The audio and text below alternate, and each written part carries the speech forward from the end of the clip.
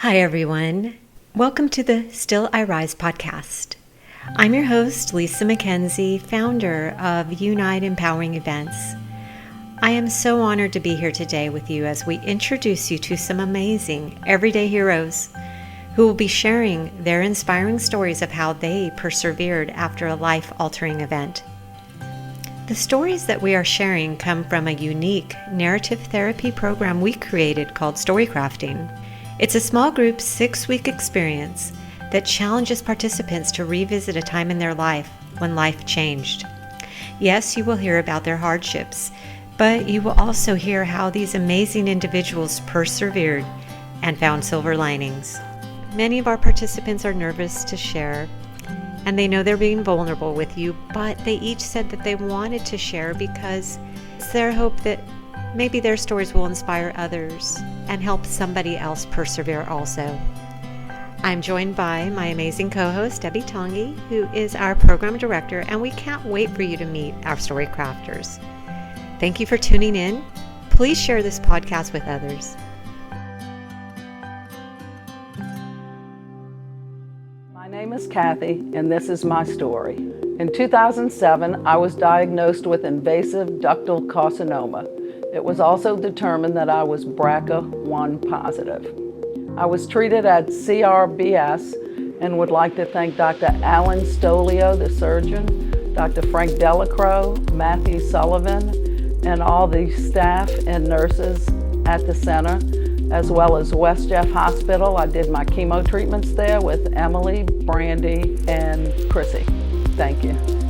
I had a numerous amount of people that helped with my treatment and taking care of my husband and I, because he was also sick at the time. It took a village, and I was blessed to have so many people it would be impossible to name. And you know who you are. Thank you very much. Through this journey, I learned to listen to my body and to take care of myself. I've often taken care of everybody else, and this was a time to listen to me and take care of myself and put me first, which a lot of us never do. The advice that I would give to others is to let other people help. They want to help. Whatever you need done, if you need to put it in a note form or a little jar with tips of what you need help with, people want to help. Let them help and listen to your body. Hello, everybody. I'm sitting here with the wonderful Kathy Gaudet, and Kathy joined the Unite class of 2023 in January. So how has your experience been so far with Unite? It's been wonderful. It's been great to have such a good group of women to be a part of and have the support with everyone involved. When you learned about us, what did they say you're going to be getting involved with? Like, what did they tell you? Did they say you're going to be runway show or doing all this crazy girl stuff? I mean, what did they say? It was more, the runway show is the end, but I believe that it's the camaraderie of being with other women in their situations and helping others and them being there for you, and just the support of fellow cancer survivors and people going through treatment, being there for each other and helping each other and helping me. This experience has helped me to finally focus on me, where I've focused on other people throughout my journey. And this has allowed me to dig deep and focus on me. I love that. So if I understand correctly, you have battled breast cancer. Is that correct? I was diagnosed in 2007 with invasive ductal carcinoma, and I'm 15 years out and clear. Oh, that must feel wonderful to say those words, huh? It does, but I'm BRCA positive, so we still keep an eye on everything to make sure that we're on top of it. And I guess that's the advantage to being BRCA1, is that you're constantly looking and you'll be on top of things and catch it in time. Yes, and that's our hope for everyone someday, to be that aware and catch it early, for sure. Yes. And then also the last question I'm going to ask you, and then I'll hand it over to Debbie, is that we ask everybody when they sign up on a scale of 1 to 5, with 1 being I'm not feeling so great and 5 being I'm feeling pretty awesome. I believe you rated yourself as a 4, which is great. How do you feel today? Do you think that still stands, or what's your I'd go to the 5. I'm pretty awesome because I've enjoyed the group. I've enjoyed the people, and like hopefully we'll be lifetime friends, and it's a lifelong group. And able to help other people and give back. I love that. So some of our programs have helped get you to that number? Definitely taught me to focus on me. Hi, Kathy. This is Deborah Tongi, Programs Director here at Unite, and I got to meet you at Spark. Yes. The entree program that we offer. That was an incredible program to introduce people into it, and I had a great time with that. I started seeing you connect with other women even in that workshop. I think you got your new best friend out of that too. So. But one of the components of the program that we go through is SCART, and so I think you've done SCART twice now, haven't you? Yes, I have. Okay. I have. And again, that's another advantage of this is that's the part about focusing on yourself and identifying what you believe, they're your weaknesses, but yet when you put them into something like that, it's what's become our strength. It's what makes you stronger. Absolutely. Going through the experience. I'm so glad to hear you say that. Story crafting is the component of the program that you just completed, and one of the assignments in story crafting is that you have to identify a challenge. And some of the challenges do involve the cancer diagnosis and some involve life challenges. What challenge did you choose to focus on? My challenge was being able to focus on me, because in my lifetime, as I'll tell my story, I've always been taking care of everybody else. And with this program and this group of sisterhood, I've been able to really put me first for the first time in my life. I love hearing that. One of the other assignments is that you have to identify a metaphor, a symbol of what it is the challenge means to you, and include that as weave it through your story. What metaphor did you choose to write about? From a seed to a tree, a strong tree, Magnolia tree, because I like the flower. Well, you're a bright bloom in our organization. I can vouch for that, having been able to have you in two of the programs. It's been wonderful. So without further ado, this is Kathy Gaudet with From a Seed to a Tree. From a seed to a tree, growing and losing branches along the way, the rings of each year filled with knowledge, growth, love, and loss. I relate my life to what is now a strong magnolia tree. This tree has had quite a journey with many ups and downs. Cancer has affected my life throughout my life. My first experience was when I was 11 years old. We were a happy, healthy family with 5 children, me being both the middle child and the oldest daughter. My parents were both teachers and very involved in our lives, coaching us at the playground, taking us on Sunday drives, and my mother being the Girl Scout leader.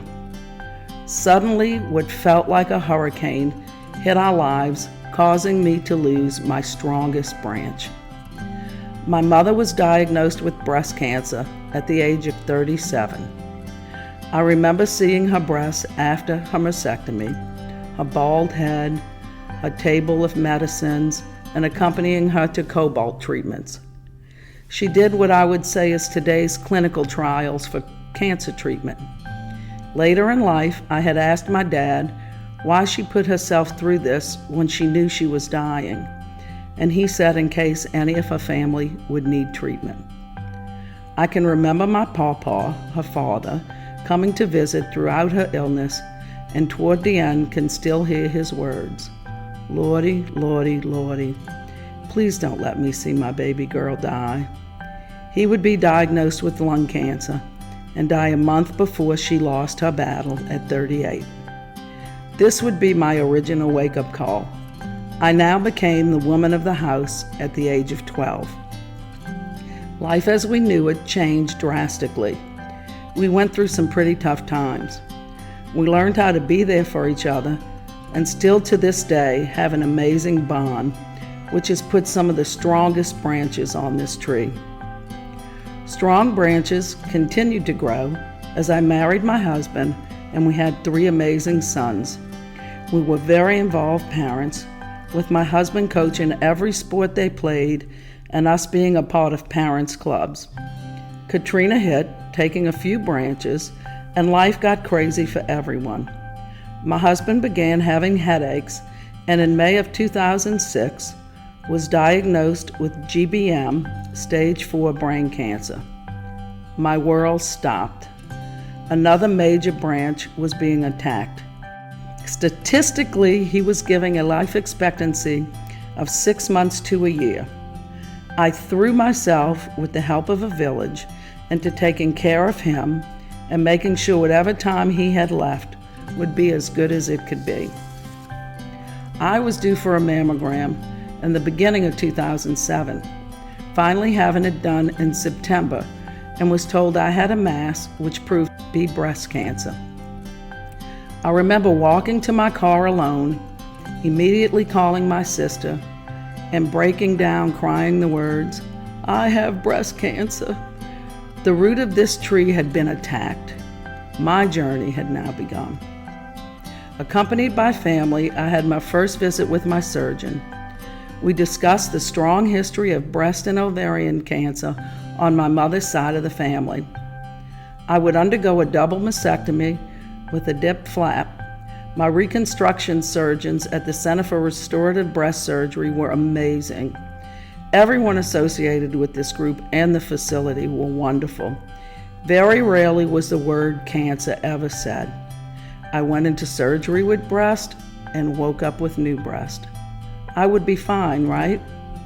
I received a call from my surgeon's office informing me that I would need chemo after genetic testing determined I am BRCA1 positive. The mutated gene I carried traces back to the Ashkenazi Jews from Europe. Another wake-up call. I would need chemo. I remember saying, "I know you never give us more than we can handle, but exactly how strong a woman do you think I am?" Then quickly pulled back, knowing to not question God. I had scheduled my chemo to coincide with my husband, with my first treatment being on our 28th wedding anniversary. I would have 6 chemo treatments. His were indefinite, with the day they told us he wouldn't need any more would mean there was nothing left to do. On the morning of April 19, 2009, I was awakened by 3 deep breaths. I looked over and my husband was gone. He left me with the last, "I love you." He lived almost 3 years once diagnosed.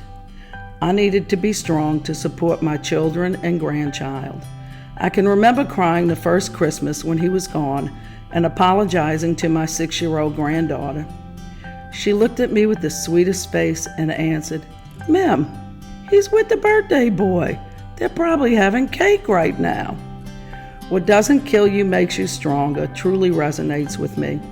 Without the support of strong family and incredible friends, I could never have made it through. My husband said, "It is what it is.